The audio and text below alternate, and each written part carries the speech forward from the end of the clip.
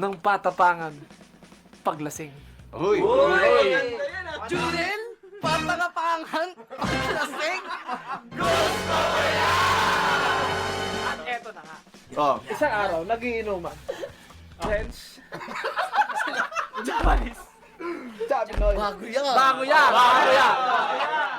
Nag-uusap sila. Bago to kasi kasama natin yung North. Kasama na.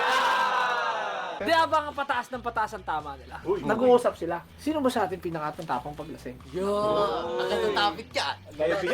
Sabi ng Japanese, Ako! Ako! Lasing na yan. Japanese. Umalis yung Japanese. Pagbalik, may suga. Annyeonghaseyo! Sabi ng Pinoy tsaka ng French. Nag-alala eh. Kita mo yung tricycle na yan? Ginulpi ko. Yung driver. Pagtapos kong gulpin, tinaob ko yung tricycle. Ganun ako katapang.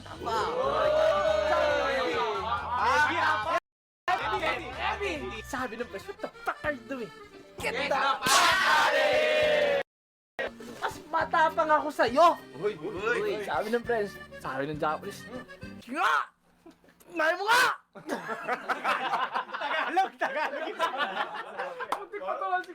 Umalis yung French. Maya, wala pang 20 minutes, bumalik. Uy! Bumalik. Sugatan! Sugatan! Paano panig sugatan? Sugatan! Annyeonghaseyo! Sabi nung Pinoy. Kita mo yung jeep?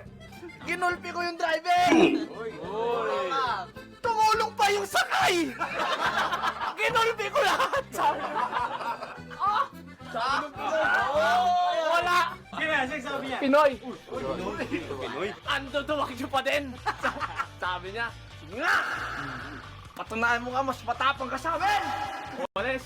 Umalis! Suray-suray, ano? Lasing eh. Wala pang 10 seconds, bumalik. Bisit lang. Punit-punit yung damit. Uy! Puro sugat. Oh. Ha?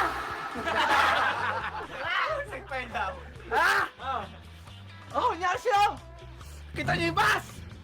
Sabi! Kita niyo yung bus! Oh! Sabi ng friends, oh! Di ko nakita eh!